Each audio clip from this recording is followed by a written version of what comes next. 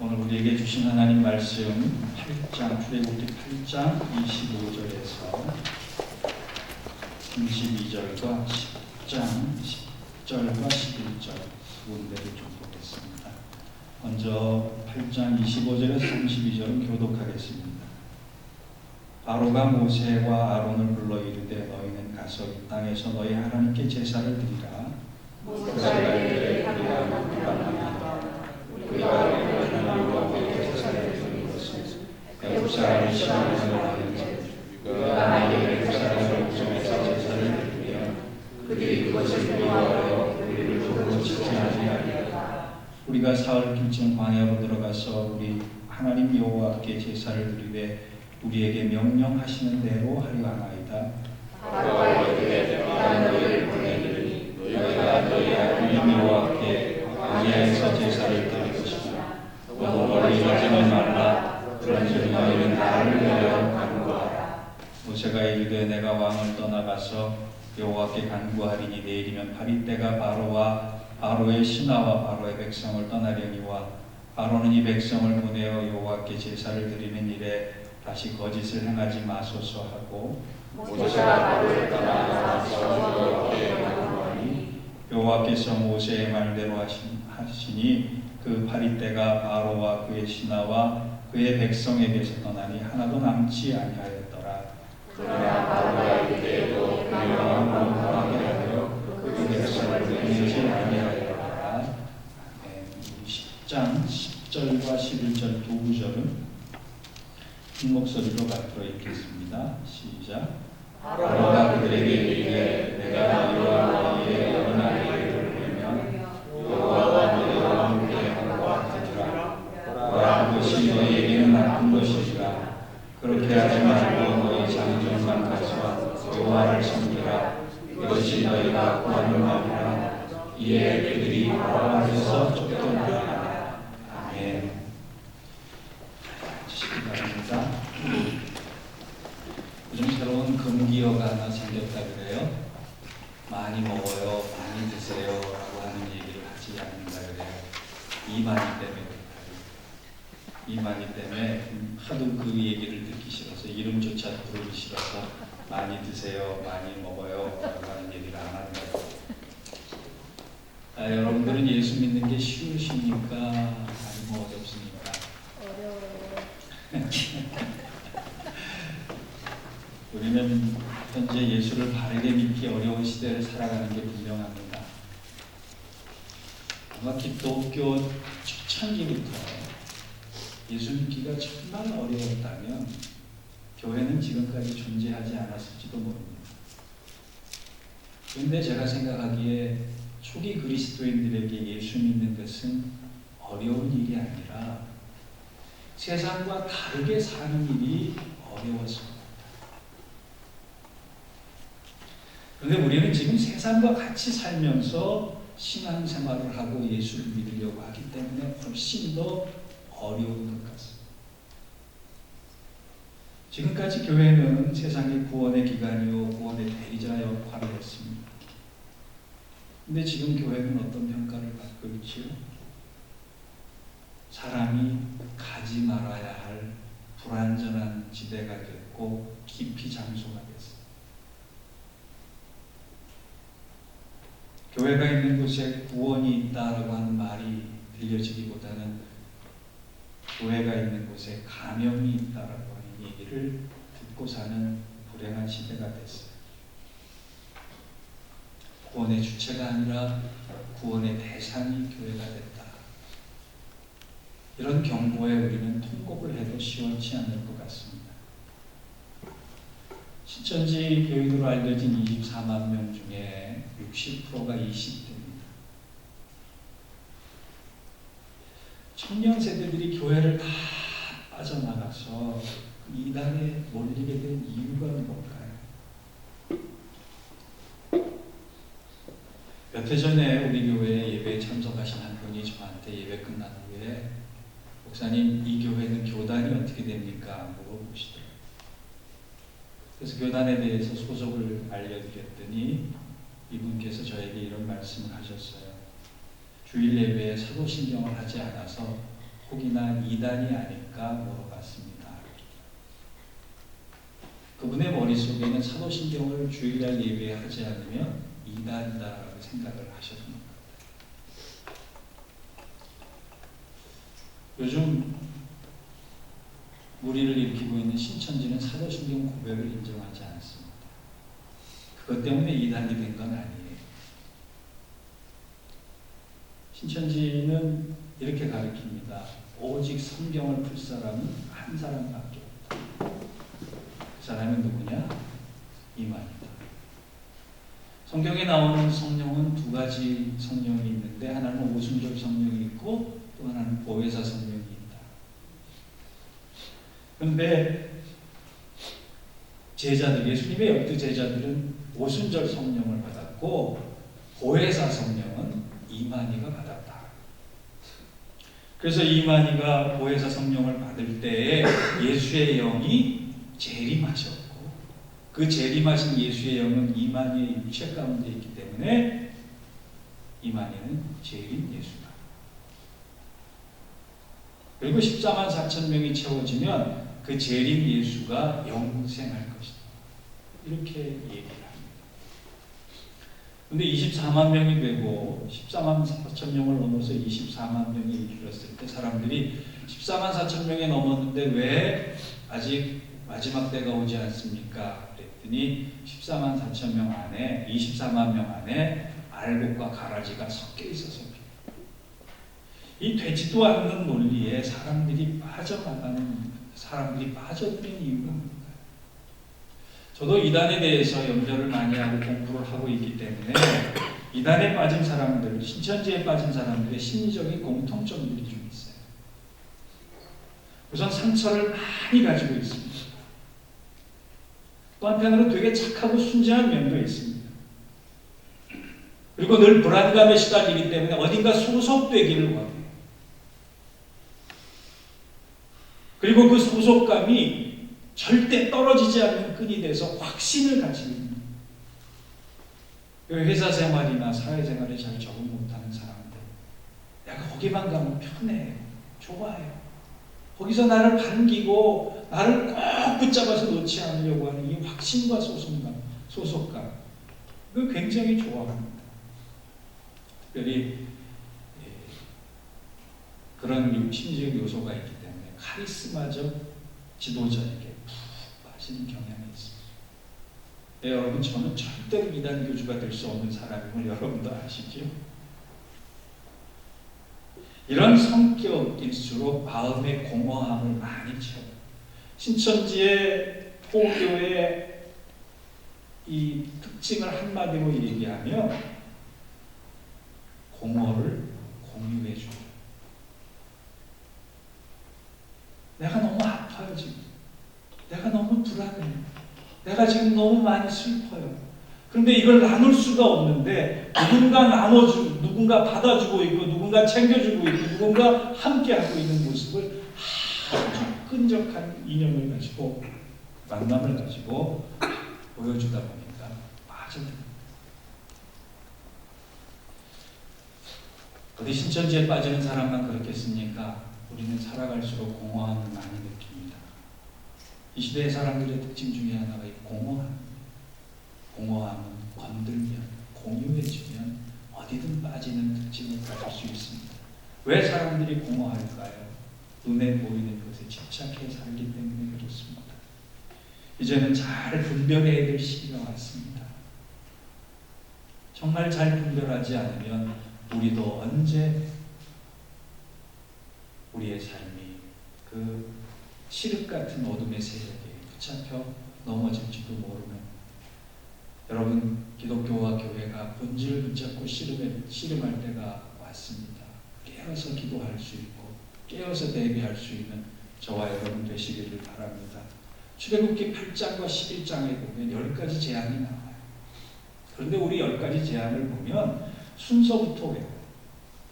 피, 개구리, 이, 파리, 가축병, 종기, 우박, 메뚜기, 흑암, 장자의 죽음. 여기에서 중간에 하나 빠지면 10가지 제안이 연결이 안 될 것 같은, 그래서 10가지 제안하면 순서부터 외우는 특징이 있어요. 그런데 이 순서가 중요한 게 아니에요. 출애굽기 8장에서 11장을 우리가 보면서 10가지 재앙의 순서를 보는 것이 아니라 그 10가지 재앙을 순서적으로 내리시면서 하신 하나님의 말씀은 무엇인가? 그리고 그 하나님의 말씀을 피해서 모세는 어떤 대언을 했으며 그 모세의 대언을 받은 바로는 10가지 재앙을 피하기 위해서 어떤 답변과 변명과 핑계를 댑니다. 10가지 재앙의 본질은 순서가 아니라 어떤 재앙이 왔다는 것이 아니라 그 재앙이 오기까지 하나님이 전하신 말씀과 바로의 변명이, 바로의 변명에서 저는 제 자신과 우리를, 10가지 재앙의 본질은 바로 우리를 보는 거예요. 본문은요, 하나님의 인정하실 만한 신앙, 하나님의 마음을 가진 신앙은 8장과 11장을 통해서 3가지 정도의 타협하지 말아야 할 것을 요구하는 것 같아요. 그것이 무엇인지 오늘 말씀을 좀 나눌까 합니다. 첫째, 신앙의 적당주의와 타협해서는 안 된다. 우리 지난 시간에 말씀을 나눴지만 출애굽하기 위해서 모세가 바로에게 던진 첫 마디가 우리가 광야로 나가서 하나님께 예배하겠다. 바로의 대답은요, 안 돼가 아니었습니다. 오늘 본문 8장 25절을 보니까 내보낼 수 없다, 안 돼가 아니라 그래, 내가 적절한 타협안을 볼 테니까 한번 타협해 볼래라고 하는 대답이었어요. 8장 25절을 한번 보겠습니다. 너희는 가서 이 땅에서 하나님께 제사 드리라. 애굽을 떠나지 말고 이 땅에서 예배하라. 바로의 얘기가 뭔지 아십니까? 예배 드리는 걸 인정해 줄게. 그런데 너희가 노예임을 잊지 마라. 너희는 우리의 종임을 잊지 마라. 너희는 이 애굽 제국에 속해 있는 것을 잊지 말아라고 하는데, 이것을 우리에게 적용시켜 보면 무슨 얘기입니까? 교회에 나가라. 그러나 너는 세상의 가치관을 떠나지 마라. 예수는 믿되 너가 지키고 있는 세상의 가치관과의 마음, 정신, 삶의 방식은 그대로 하고 살아라. 사탄이 우리에게 요구합니다. 아무런 부담 없는 종교인으로 살아. 그러다가 죽으면 천국 갈 거 아니야. 발목만 담그고 예수 믿어라. 이 타협 안에 모세가 뭐라고 대답합니까? 8장 26절에 이렇게 대답합니다. 모세가 이르되 그리함은 부당하나이다. 다른 말로 하면 안 됩니다. 노라고 하는 대답. 저는 코로나 사태를 보면서요, 한 가지 아쉬운 점을 우리 모두에게 갖습니다. 뭔지 아세요?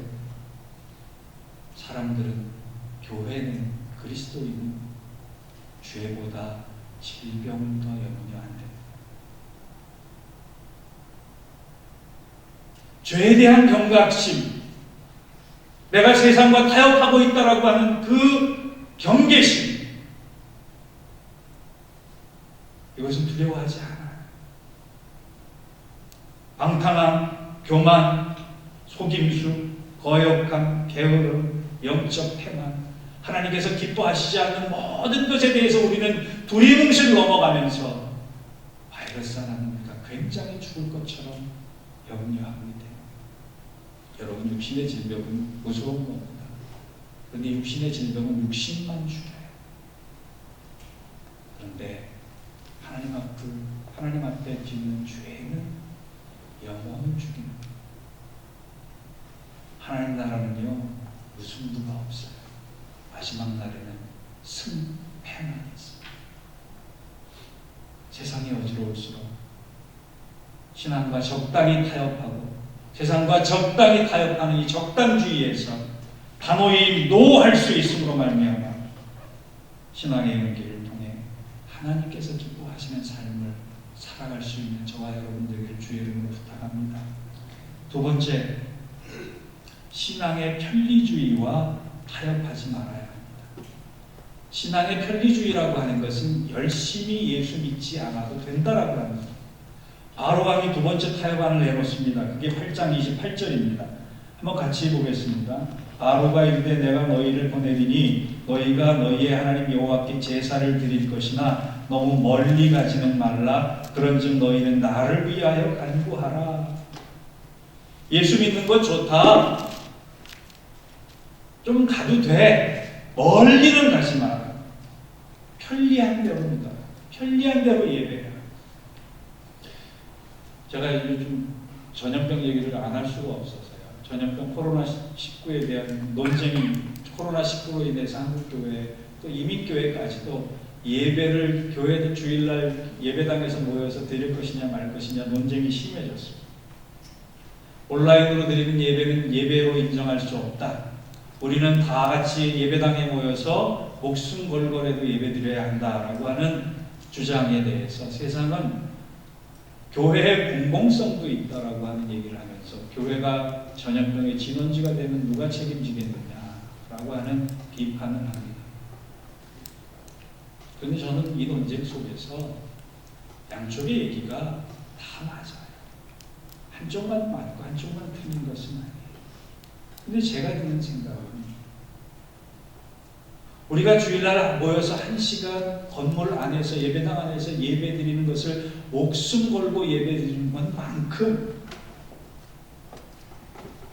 우리가 7일 동안 세상에 나가서 목숨 걸고 삶의 예배에 대해서는 어떻게 하고 있는가를 생각해 봤으면 좋겠다. 그런 생각했어요. 시간 나면 예배 드리는 것은 편리주의입니다. 시간을 내서 하나님 앞에 나와서 하나님을 만나기 위해 예배 드리는 것은 옳은 일입니다. 하나님 앞에 나를 세우기 위해서 스스로 불편해지는 것, 그것을 실천하는 것, 그러기 위해서 목숨을 걸겠다라고 하는 믿음의 결연한 의지를 가진 것은 옳습니다. 저는 아마 다음 주나 다다음 주에 미국의 코로나가 또 어떤 경계 격상이 될지도 모르고 상황이 어떻게 될지도 몰라서 우리 교회도 온라인으로 예배를 드릴 수 있는 경우가 생길지도 모르겠다는 판단입니다. 저와 여러분이 얼굴을 대면하지 않고 예배를 드리게 됩니다. 그럴 때 여러분은 어떤 모습으로 예배 드리시겠습니까? 아무도 보는 사람이 없을지라도 나 혼자만 예배를 드려도 그렇기 때문에 더욱더 신령과 진정으로 예배할 수 있는 여러분의 마음이 있다면, 고백이 있다면, 결단이 있다면, 장소가 어디가 되든 시간이 어디가 되든 하나님께서 여러분을 기뻐하시지 않겠느냐. 그리스도인들은 하나님께 치열함으로 예배드리기 위해서 삶의 목적을 가진 사람들입니다. 코로나 바이러스가 예배당 문을 잠글 수 있을지 몰라도 하나님을 예배하고자 하는 우리의 기도와 우리의 마음과 우리의 믿음을 막을 수 없다라고 하는 그 결연한 의지를 가지고 어디서든 내가 편리한 대로 믿는 것이 아니라 하나님 원하시는 대로 믿는 치열한 그리스도인 될 때 우리는 그 예배를 기뻐 받으시며 내가 너의 삶을 책임져 주겠다 하나님의 음성을 들을 줄 믿습니다. 우리 편리한 그리스도인이 아니라 치열한 그리스도인으로 살아갈 수 있는 저와 여러분 되시길 주의 이름으로 부탁합니다. 마지막으로 신앙의 개인주의와 타협하지 말라. 개인주의란 공동체를 생각하지 말고 나만 열심히 믿으면 된다라고 합니다.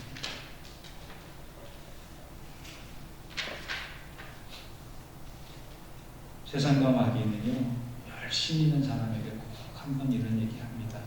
뭐 주의까지 신경 써. 너만 잘 믿어. 그것이 10장 11절에 나옵니다. 10장 11절을 우리 다 같이 읽어볼까요?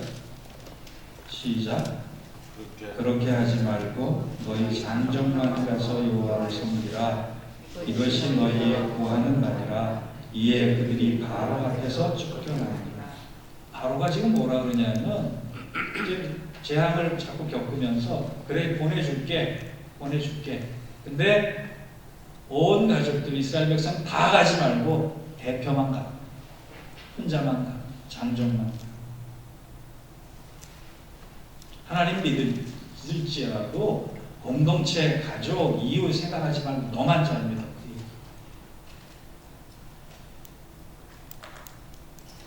여러분 제가 질문 하나 드릴게요. 저희 목회를 하다 보면 큰 고민 중에 하나가 과연 사람은 변할까라고. 여러분 어떻게 생각하세요? 사람은 예수 믿어서 변할까? 변한다고 생각하시는 분 없어요? 안 변한다고 생각하시는 분 한번 손 들어보세요. 네, 이 의견이 갈려요. 대략 보면 세 가지는 공통적으로 견해가 있어요. 첫째, 사람은 절대 안 변한다. 둘째, 사람이 변하긴 하는데 오래 걸린다. 셋째, 변하는 사람도 있고 변하지 않는 사람도 있다. 저는 넷째 견해입니다.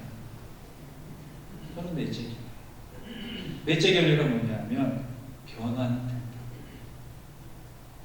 예수 만나면 변화는 된다. 그런데 그 변화가 지속되려면 공동체 속에서 더 잘 변합니다. 더 성숙하게 변합니다. 그게 제 견해입니다. 왜 이 말씀을 드리냐면 사랑의 짐은 가볍다라고 하는 책이 있어요. 그 책에 보면 이런 이야기가 있습니다.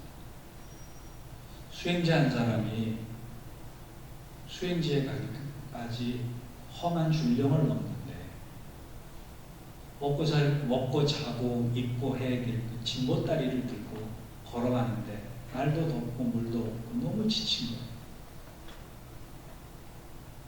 아, 중간에 수행을 포기할까? 너무 힘이 들다. 고독하고 고통스럽다. 포기할 때쯤 아침 마을이 하나 남았는데 그 마을에서 아주 어린 소녀 하나가 등 뒤에 아기 하나를 업고 그 수도자가 걸어가는 길을 같이 걷게 됐어요.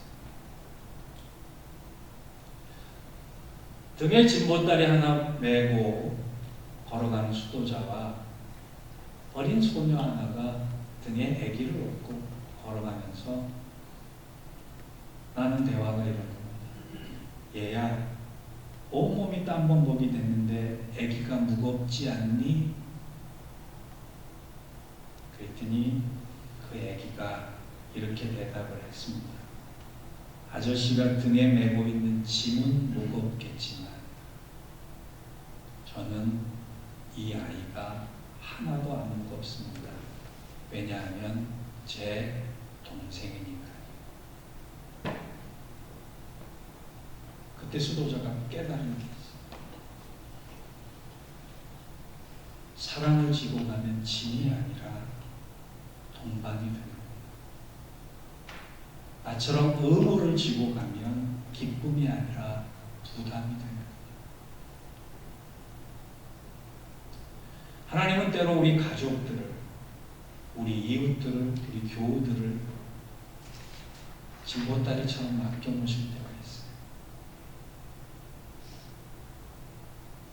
그런데 그 짐을 사랑으로 지면 기쁨이 되고 의무로 지면 부담이 되는 것. 수도자가 변했듯이 우리도 우리 스스로 혼자서는 변화를 가질 수가 없어요.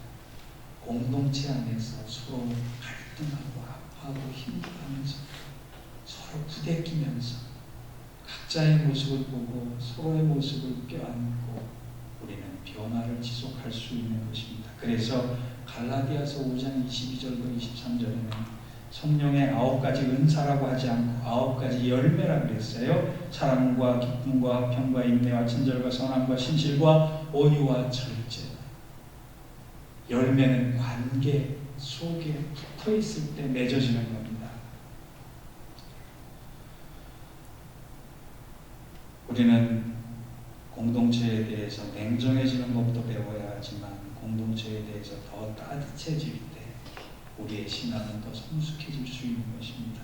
사랑하는 성도 여러분, 시간이 별로 없습니다. 마지막 때 언제 올지 모르는 이 시간, 매일매일 한순간 한순간 하나님의 뜻을 붙잡고 세상과 씨름하며 살아가는 우리에게 신앙의 적당주의, 신앙의 편리주의, 신앙의 개인주의와 타협하지 말고 진리로부터 힘을 얻어 세상이 가지지 못하는 힘과 권세를 가지고 하나님 나라를 건설해 갈 수 있는 우리 모두가 되기를 주의 이름으로 축원합니다. 기도하겠습니다.